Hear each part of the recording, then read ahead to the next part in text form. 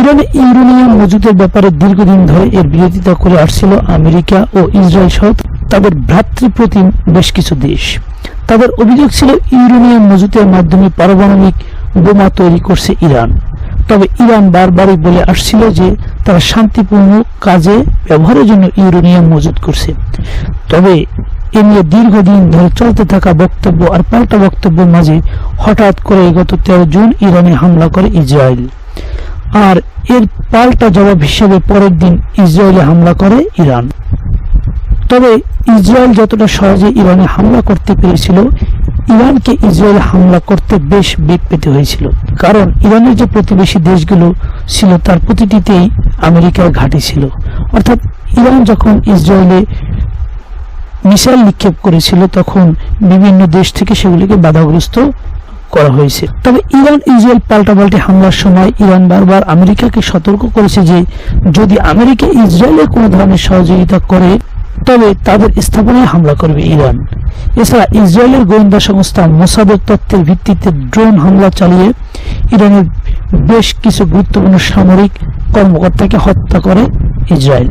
পাশাপাশি দেশটির রাষ্ট্রীয় টেলিভিশন চ্যানেল ছাড়াও সাধারণ মানুষের বিভিন্ন স্থাপনায় হামলা চালিয়ে অন্তত সহস্রাধিক ইরানি সামরিক ও বেসামরিক নাগরিককে হত্যা করেছে ইসরায়েল।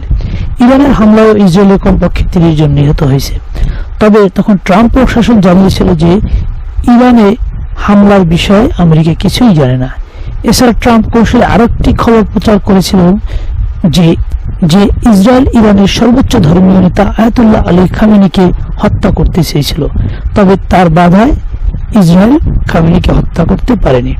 ইরান ইসরায়েল যখন পাল্টাপাল্টি হামলা করছিল এ সময় ইসরায়েলের প্রেসিডেন্ট বেঞ্জামিন নেতানিয়াহু প্রচার করতে থাকেন যে ইসরায়েল ইরানে যে হামলা করেছে তা আমেরিকার সাথে আলোচনা করেই করা হয়েছে এবং এ বিষয়ে আমেরিকা অবগত। এছাড়া ইরানের পারমাণবিক কার্যক্রম ধ্বংসের জন্য ইসরায়েল যে আপ্রাণ চেষ্টা করছিল তা কোনোভাবেই সফল হতে পারছিল না। সবশেষ ইসরায়েল আমেরিকাকে বাধ্য করে তাদের হাতে থাকা 30,000 পাউন্ড ওজনের বাংকার ব্লাস্ট ব্যবহার করতে, যার প্রতিটি দৈর্ঘ্য 20 ফুট এবং 200 ফুট গভীরে গিয়ে আঘাত হানতে পারে। এরপর রোববার মাঝরাতে ইরানের ফর্দো, নাতাঞ্জ ও ইস্পাহানে বাংকার ব্লাস্ট বোমা ফেলে আমেরিকা। ব্যয়বহুল 25 মিনিটের হামলায় বাংকার ব্লাস্ট আর বহনকারী 7টি B-2 স্টেলথ বিমান সহ 125টির বেশি বিমান ব্যবহার করা হয়। হামলার পরে ট্রাম্প দাবি করেন যে তারা ইরানের সকল পরমাণু কেন্দ্র ধ্বংস করতে সক্ষম হয়েছে। তবে হামলার 2 দিন পর পাল্টে যায় এই চিত্র।